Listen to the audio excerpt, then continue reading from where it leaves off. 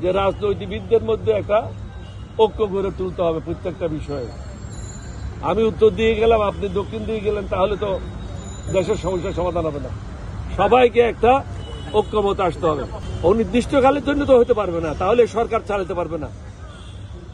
ওনারা যদি বেশি সময় নেয় তাদের পক্ষে সরকার পরিচালনা করাও সম্ভব হবে না। সবকিছুর ব্যাপারে একটা রূপরেখা প্রদানের জন্য একটা রূপরেখা প্রদান করার জন্য আমরা বলেছি, এবং আমরা বলেছি যে একটা নির্দিষ্ট সময় আপনারা যদি অ্যানাউন্স করে দেন 9 মাস পরে নির্বাচন হবে, তাহলে রাজনৈতিক দলগুলি তাদের কর্মকাণ্ড নিয়ে ব্যস্ত হয়ে যাবে, আপনাকে বিরক্ত করবে না।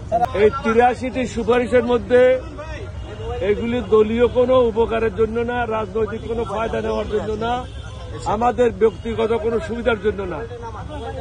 এই দেশে যে স্বৈরাচারী সরকার অতীতে ছিল, ফ্যাসিবাদী কায়দায় সরকার পরিচালিত হয়েছে, জনগণের মানবাধিকার ছিল না, স্বাধীনতা ছিল না, আপনারা ন্যায় বিচার পান নাই, আপনারা সুন্দরভাবে একটা নিঃশ্বাস ছাড়তে পারেন নাই, অসহনীয় একটা অবস্থায় আপনারা বসবাস করেছেন গত 15 বছর যাবৎ।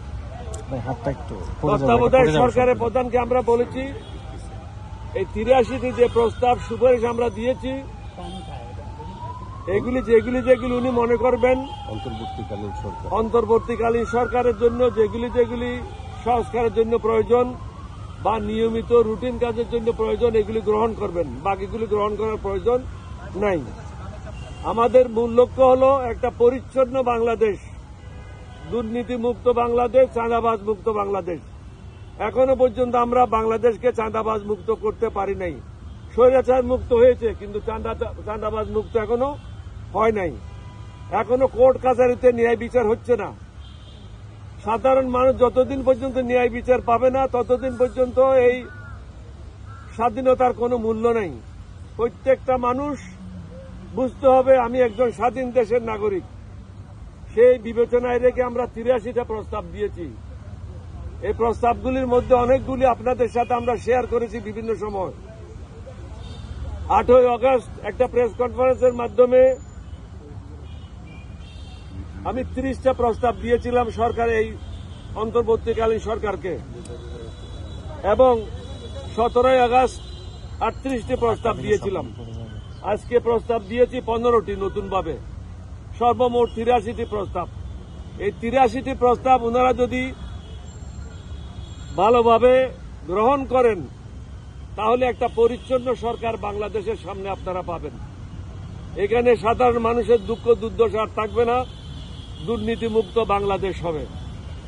আমরা একটা জিনিস ওনাদেরকে বোঝানোর চেষ্টা করেছি যে কোনো অবস্থাতেই যে ইসলাম ধর্ম মানে না, যে মুসলমান কোরআন মানে না, যে মুসলমান আল্লাহকে মানে না, রসুলকে মানে না, তাকে ছাড় দেওয়ার কোনো কারণ নেই। সে দুর্নীতিবাজ, সে দেশদ্রোহী, সে জনগণের শত্রু, তার বিরুদ্ধে কঠোর ব্যবস্থা গ্রহণ করতে হবে। আওয়ামী লীগের ব্যাপারে আমরা বলেছি সশস্ত্র বাহিনী শহীদ রাষ্ট্রপতি জিয়াউর রহমানের নেতৃত্বে আমি সর্বপ্রথম বিদ্রোহ করি। শেখ মুজিব বিদ্রোহ করে নাই, শেখ মুজিব স্বাধীনতা ঘোষণা করে নাই, শেখ মুজিব পাকিস্তানিদের হাতে আত্মসমর্পণ করেছিল। এটা আমার পিএইচডি বইতে রেকর্ডেড আছে, পাকিস্তানের মেজর সালেহ সিদ্দিকীর বইতে রেকর্ডেড আছে। সুতরাং জামাতকে যদি ছোট ছোট তুচ্ছ কারণের জন্য তাদের নিবন্ধন বাতিল করা যায়, আমাদের হাজার ছেলে মেয়েদেরকে হত্যা করার জন্য 15 বছর আরো কয়েক হাজার গুম করার জন্য তাদেরটা কেন বাতিল হবে না? এটা বাতিল করা অত্যন্ত প্রয়োজন, কারণ না হলে আগামীতেও স্বৈরাচারের জন্ম বাংলাদেশে হবে।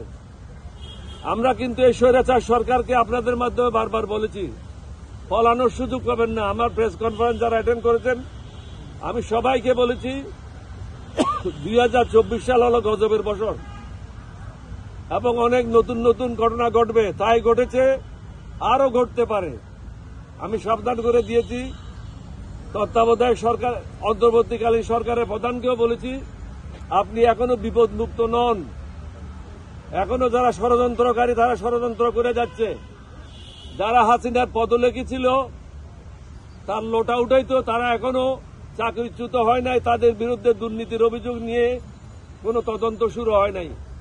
একজন লোককে শুধু এক জায়গা থেকে অন্য জায়গায় পদ বদলি করলে সমস্যার সমাধান হবে না।